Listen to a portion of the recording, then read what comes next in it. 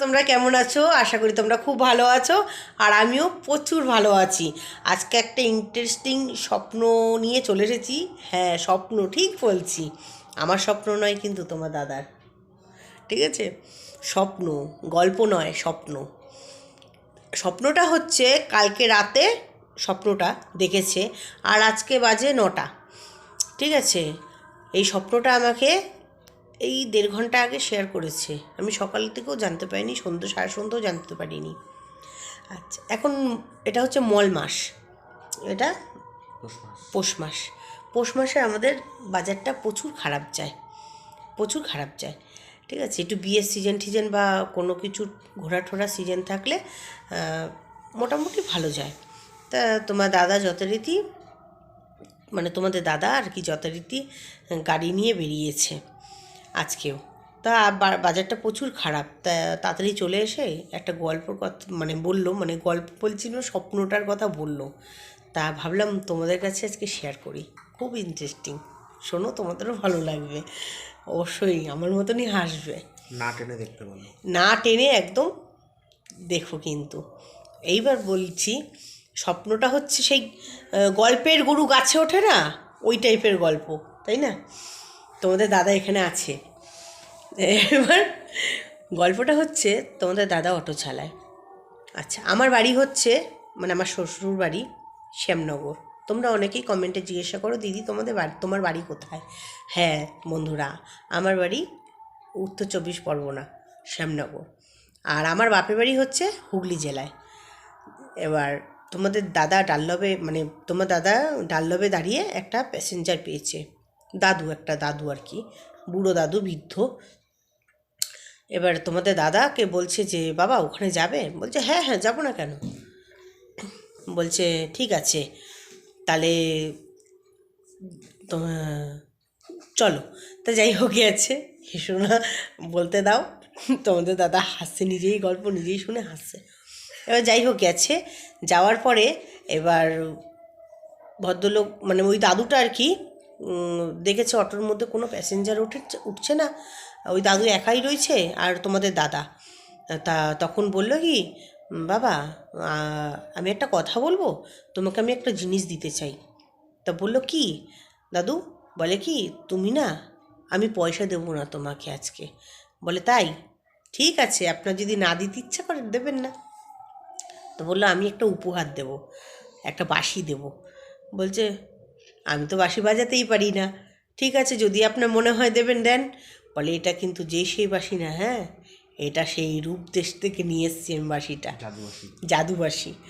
এবার বাঁশিটাকে তোমার দাদা বলছে, এখন কি দিনে এই দিন আছে নাকি সেই গল্পের গরু গাছে ওঠার মতন? না। তা যাই হোক নিয়েছে, বলছে আমি থাকতে থাকতে তুমি বাজাও বাবা, দেখবে তোমার প্যাসেঞ্জার হবে। অমনি সঙ্গে সঙ্গে বাজানোর সঙ্গে সঙ্গে লাগেজ নিয়ে, মানে দুটো বাচ্চা আর স্বামী স্ত্রী দুজন, একটা পুরো ফ্যামিলি অটো দাঁড় করাচ্ছে বাঁশিটা বাজানোর পরে। তো যাই হোক, তোমার দাদা ঘুরে তাকাতে গেল, দেখলো ভদ্রলোক আর নেই, মানে দাদুটা আর নেই। প্যাসেঞ্জারগুলোকে নিল, মানে প্যাসেঞ্জারগুলো কাছে আসলো, আসার পরে বললো যে কোথায় যাবেন? তোমাদের দাদা জিজ্ঞাসা করছে।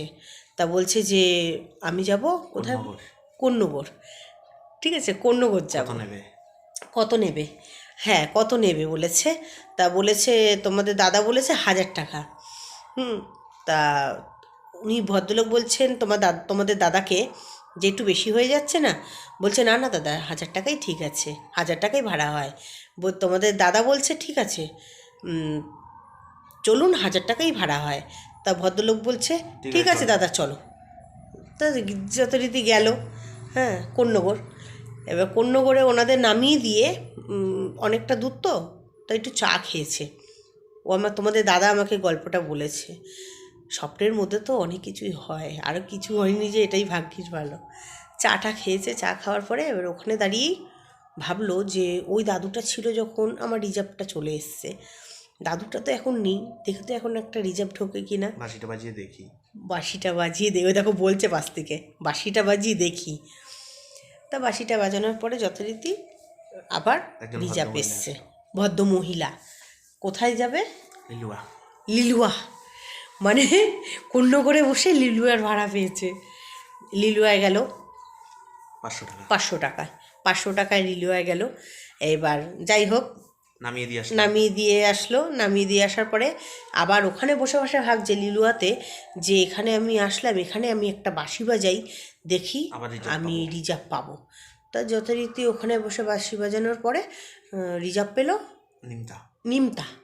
আমি জায়গার নামগুলো না ঠিক মনে নেই, কেন গল্পের নাম তো, একবার দুবার তিনবার বলেছে, কিন্তু এতবার মানে কিছু জিনিস শুনলে মুখস্থ হয়। এটা তো মুখস্থর মতো না, এটা গল্প, ঠিক আছে। নিমতা না, নিমতা এসছে কোথা দিয়ে জানো?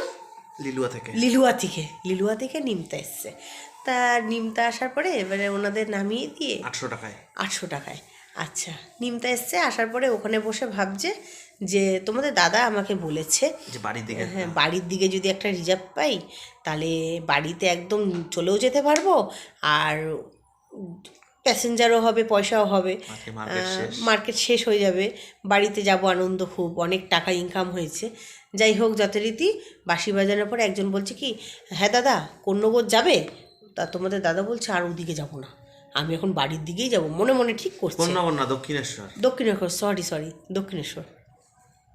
এবার যাই হোক তোমাদের দাদা বলছে যে আর ওদিকে আর যাবো না, হ্যাঁ ওদিকে আর যাবো না, আমি এখন বাড়ির দিকেই যাব, তাতে আর একবার যদি বাঁশি বাজাতে হয় আর একবারও বাঁশি বাজাবো।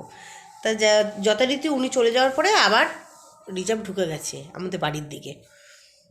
তা তোমাদের দাদা নিয়ে আসলো, নিয়ে আসার পরে আবার মানে খুব আনন্দ মনে, যে যেই পয়সা ইনকাম 3 দিন বসে ইনকাম করে, সেই পয়সা মানে কয় ঘন্টায়? ওই তো 9টায় বেরোলাম আর বাড়িতে 1:30টা, মানে 9টায় বেরালো, বাড়িতে 1:30টার সময় চলে আসলো। 600 টাকায় বাড়ি ঢুকে গেলাম। ও নিমতার থেকে 600 টাকায় বাড়ি চলে এলো।